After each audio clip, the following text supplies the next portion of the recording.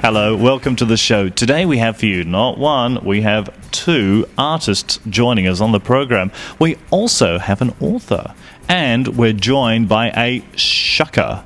A what? A shucker. And if you're not sure what a shucker is, check this out.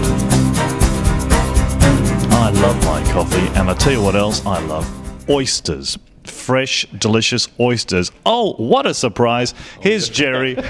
He's the world's greatest oyster shucker. Thank you, John. Jerry, they look fabulous. While I'm enjoying one of these, why don't you tell us about what it's like to be an oyster shucker? In fact, I'll enjoy that in a moment. But tell us about being an oyster shucker. Well, John, it's been a 30-year sort of travel for me. I started eating oysters when I was very, very young, at the age of 12.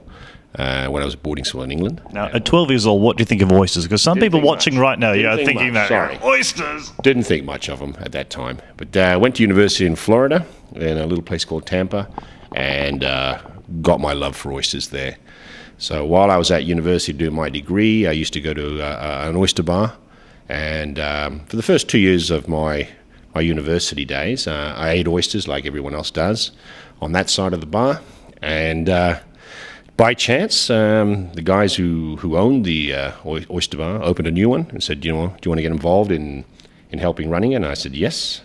Were they worried that you might eat all the oysters? Because obviously you had a love. Part of the perks was there's free oysters and free drink. So You are kidding me. I'm not kidding you at all. Plus I got paid. Wait. Free oysters? Free, yes. When you're an oyster shucker? Absolutely. So that's my beginning of my oyster career, even though I wasn't sort of studying to do anything with anything from the ocean. I'm actually a geologist by trade, believe it or not. So that's all right. These things do look a bit kind of rocky on the outside. They've got the rocky appearance. So that was my initiation into the oyster world. So I finished my 2 years after that and got my degree, went to South America, did a year of geology in Peru. And from there, I am listening. Yep. And from there, went to London in '83 and got into the oyster business straight away. Stayed in hospitality and ran oyster bars in London for 12 years. And I tell you, oyster bars in London are a different world altogether. Now, what's involved in running an oyster bar? Because you get your fresh oysters, you open them, Absolutely. You serve them. What else? Well, basically, it's the knowledge of where to source your oysters, how to store them, how to handle them, how to obviously shuck them. We call that over here. In the UK, it's opening oysters. It's not shucking oysters. Wait, let's try that again. What do you call it? Here it's oyster shucking. In London, it was oyster opening. There's no shucking in London. So do you happen to know where the word shucking comes from? It comes from an American terminology. It actually means that top shell, if you're looking at the oyster from here, that top shell which covers the oyster meat is known as a shuck. So I'm actually removing the shuck. So hence the word shucking. It's actually in the dictionary. And 3 things in life are shucked. So peas in a pod are shucked or shelled, corn on a husk is shucked, and oysters are shucked, more importantly. It means removal of the outer casing, leaving the meat or kernel ready for consumption. That is the... Now, how do we know a good oyster? Because you can go to the shops, you can get your oysters, we can go to restaurants, get our oysters. How do I know if I'm getting a good oyster? You find a lot of fishmongers and supermarkets will sell you oysters that are already pre-shucked, as we say. They've been washed in fresh water.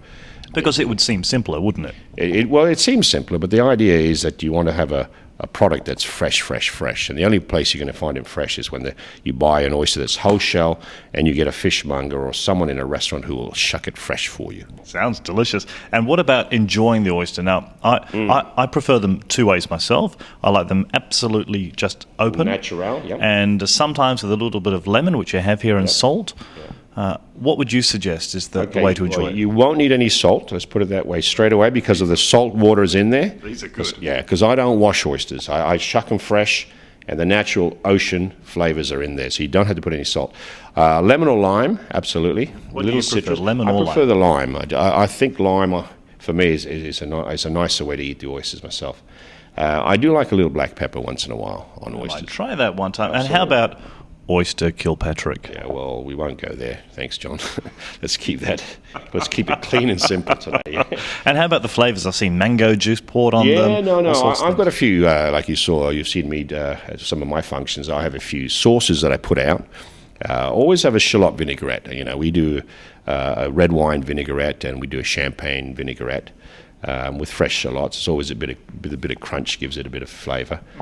But Tabascos are obviously a big one on most people's oyster bars. I've got some own homemade chili sauces. Which Special secret sauce. Absolutely, yeah, very much. Jerry. The habanero chili. These are looking too delicious, and I want to get into them and enjoy them. If you'd like to find out more about Jerry, where you can find him, and maybe more about oysters, you can go to our website, which is johnlewis.apix.com. johnlewis.apix.com. You can just see that there.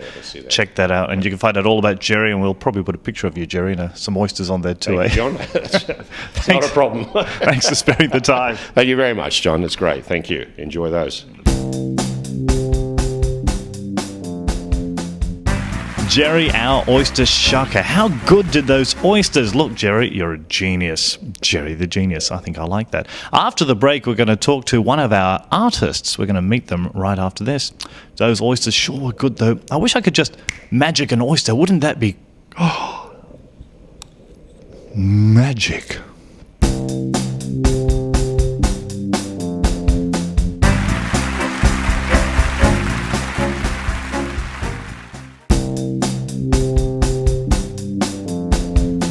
Welcome back to the show. Now we're going to meet an artist who, when she was 8, shook hands with the Queen. Joining us now, Jane Mackay, artist. How do you do, Jane? Very well, thank you, John. Now tell us about your upcoming exhibition in Japan. Yes, that's right. I have an exhibition in Kyoto in May this year. Now you have some kind of agreement to work there? Agreement? Oh, I'm sorry. It's a very, very poor joke, Kyoto Agreement. Okay. What do you think? But tell us about your art and what you'll be exhibiting in Japan. I've got an exhibition of 20 paintings. They're abstract paintings, varying in size from 50 by 50 centimetres to 60 by 80 centimetres. And they're going to be exhibited in a gallery in Kyoto. Now, what happens to an artist? Somehow, the folks in Japan have said, come on over, we want to see your art. How does that even begin to happen? It's a very long, slow process. I think we started in about 2006, and I've been working with Austrade, and they're representing me in Japan to find a gallery, and they found someone who liked my work and wanted to have an exhibition, and it's basically taken the next 18 months for that to happen. That is tremendous. And describe your art for us as we have a look at it on screen now. Tell us about your painting style. Well, they're abstract. Sometimes they're influenced by landscape, but they're tending to become more abstract as time goes on. This exhibition is called Land and Water, and the works are sort of in some way connected to land and water. So they're created with a technique using a lot of water and glazes and mediums mixed in with the paint that makes it quite runny. So how many people do you think right now are watching at home thinking, well, maybe I should really start painting a bit more? I think everybody has some type of creativity, and I don't know what area that is in, and it's just something that people need to experiment with and discover for themselves. I'm really impressed. I think the idea that there might be someone watching right now thinking, okay, I'm stuck in a job that is fine, is okay, but it sounds like you can start this and not jeopardise the life that you have, and you can move in beautifully. It's not quite that easy. It'd be lovely if it was. Most artists have problems surviving, so you sort of got to be very creative. So don't quit the day job. Yeah, keep going with that. Keep the day job, yes.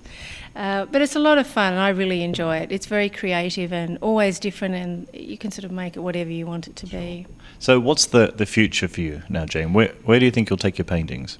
Well, after the exhibition in Kyoto, I have some public art projects to do in northern WA, working with the school and community up there.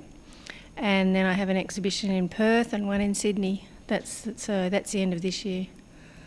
You're a busy person, and we've been enjoying your art, and we certainly enjoy your company, Jane. Thank you very much. And good luck. I'm sure you won't need it, but good luck in Japan. Thank you very much, John.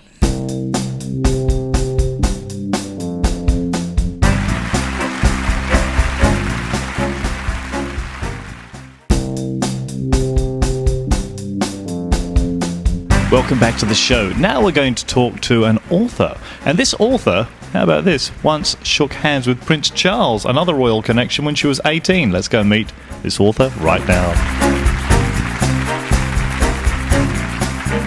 So what is involved in producing a book online? That's certainly interesting. Don't you think? Let's find out. Melanie Baxter has done that and joins us now. Hello, Melanie. Hello, John.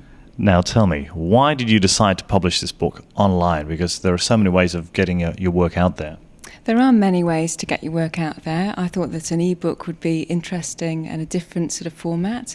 And e-books are becoming more and more popular, and people want versatility. They want to be able to listen to books. They want to read them. They want to download them. Well, that's the great thing. Online. We should make people aware that when you get your book online, the computer can read it out for you. So you can just listen to this computer voice, read out your book, and it's convenient. Yes, takes the hassle out of reading. I mean, I don't think that anything can replace the traditional curling up with a good book, and I think people also like that format, but they also want to be able to pay for a book and download it instantly and read it on either a digital reader or on their computers. Yeah, very simple. Now, what do you do to stop yourself getting lazy? Because I know when folks publish books the conventional way, the publisher will say, not good enough, do it again, there's a spelling error, you find it, work it out, and they crack the whip. Now, you've got to do all that yourself. How do you keep that focused? Well, actually, it's very much the same protocol as you do with a traditional publisher, in that you have to go and look for a publisher who's a reputable publisher of an e-book,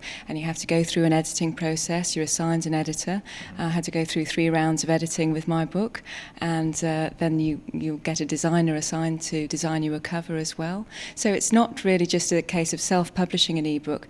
You can self-publish as well, but if you want to do it through a commercial publisher, you have to search for one and submit it, just as you would a normal manuscript. And has there been much talk to you from your publisher about folks who maybe downloading it, copying it, and then distributing it to their friends? There is a problem with book piracy online, certainly, and that's a growing concern amongst the publishers. They do everything they can to protect themselves against that. But generally, I mean, like with music, I mean, it happens in any industry, really. Because I guess what I'd like folks at home to be really aware of is that if you do copy a book and you think, well, I'm just going to copy it and give it to my friend, and they're going to copy it and give it to their friend, and then a few other friends copy it and they do it and it extends, well, that's all money that you haven't received. And you've got to remember that when Mel writes these books, it takes her a long time, and she's got to get some money somewhere to eat, and then when the publisher says, do it again and do it again and do it again. So there's a lot of work that's involved, and these people are getting it free, which is great that they like your work. But the end of the story is the author just doesn't have the time and the money to write another one, and so the whole thing falls over. So that's why do not copy. That's very true, yes. I mean, with the e-books as well, unlike traditional publishers, you get slightly more royalties. So because they're cheaper, you would expect to get maybe 30 or 40% of the cover price of the book, whereas traditional publishers, you get a lot less. So what's the story about? Well, it's a romantic comedy. It's basically about a young woman called Amber Thomas who decides to set herself up as a fake psychic in London. A fake psychic? No! Well, she's setting herself up as a psychic, but she's actually fake because she doesn't have any psychic ability, or so she thinks. And so she wants to do this because not only it'll give her some good, easy money, but also she's hoping to impress the man of her dreams, who's a guy called Harvey Williams, who is an inventor and scientist, and he invents... Is he a real scientist or a fake one? Oh no, he's a real scientist. He invents things like the heated toilet seat and retractable high heels and other weird and wonderful inventions. So it's a bit like a science meeting supernatural in this romantic comedy, and what really gets her into trouble is when her predictions start becoming true and clients start... Yes, getting the chills there. Yeah, I am. So, great yes, story. It's very quirky, different, and it sort of would appeal to the Bridget Jones sort of audience. Is there a butler in your story? There isn't a butler, no. Oh, well, that's going to make it difficult to find out who did it. Well, we're going to have to work on it. Why did you become a writer? When did it all start? Well, I've been writing professionally and creatively for the past 14 years, really. But I was writing from being a young girl, writing stories about talking cats, and I've always had a very active imagination and have always loved writing. Imagination, right. Talking cats, right. I got to say, Mel, it's lovely having you here in the studio. If we want to get hold, in fact, if you want to get hold of Mel's book, I'm sure you can go to our website, johnlewis.apix.com, and you can find out all about Mel and the great story too. I ought to have asked, what's it called? It's called Suddenly Psychic. I had a feeling you were going to say that. Thanks for joining us, Mel. Thanks very much, John.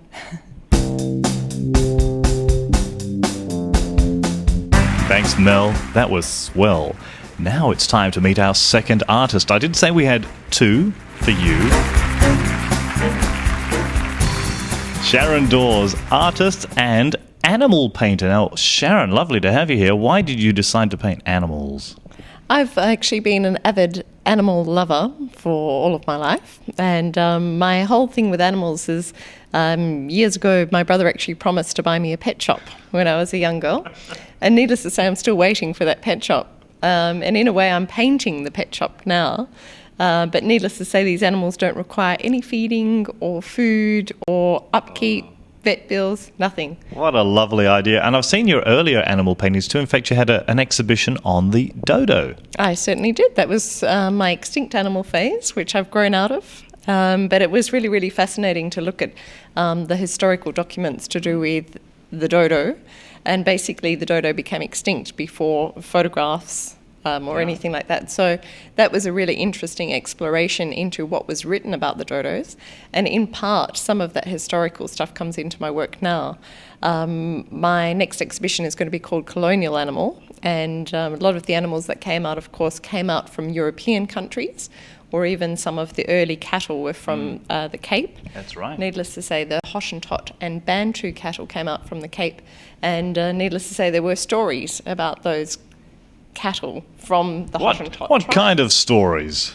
Well, really sort of interesting stories about men and going out and initiation ceremonies and all sorts of things like that. Look at that. So all of those stories I actually put into the back of the actual works. They're actually a little bit of a play on white. I like so that. They're not. So when we look at the paintings, we've also got some of the story there too. That's right, but it's not necessarily obvious. So you can only actually view the story from the right angle because it's a play on white, so Wow, shiny clever. on matte or something. I like that. I like that idea a lot. Sharon, why are you an artist? What happened? One day did you say, I want to be an artist?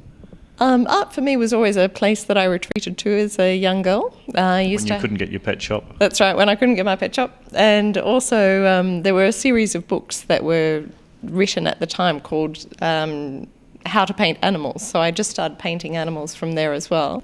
So that should be a stunning exhibition with around about 16 works in, and basically featuring That's a lot of animals. work. 16 works. How long does it take you to put 16 paintings together?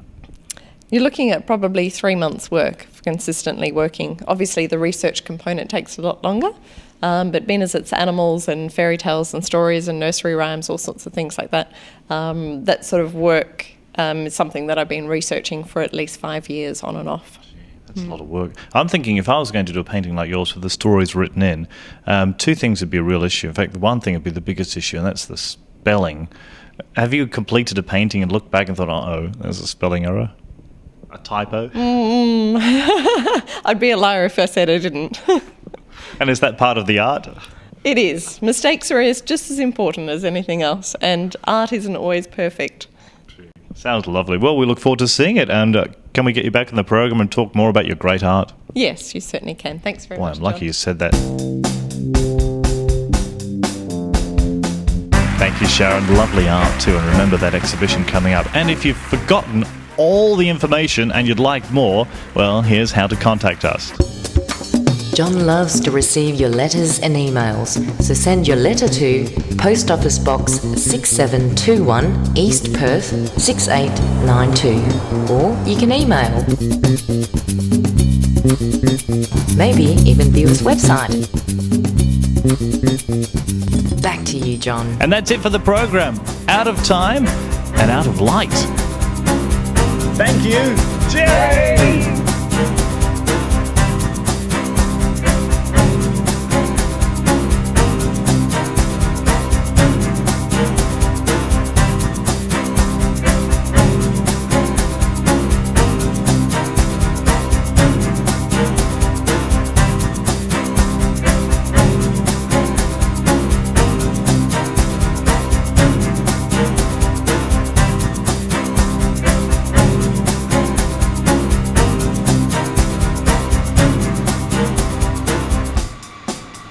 Frank Woodley, I saw you on stage at the Regal the other night. I saw you in the audience. It was a bummer that there was only one person came to the show that night, but you were a very good audience. Yeah, I moved around a lot. I tried to, create some atmosphere. I thought you were fabulous, and all of you was. How many characters did you do? I don't really know. I do two main characters. There's Louis, who's the kind of quiet guy who builds model ships in his basement, and then there's the beautiful Irish woman who possesses him, the ghost. And so they're the main two characters. But then I do probably about another 4 characters in the show as well, just little bits and pieces here. And a rock and roll singer. Yeah, well, sort of jazzy blues kind of.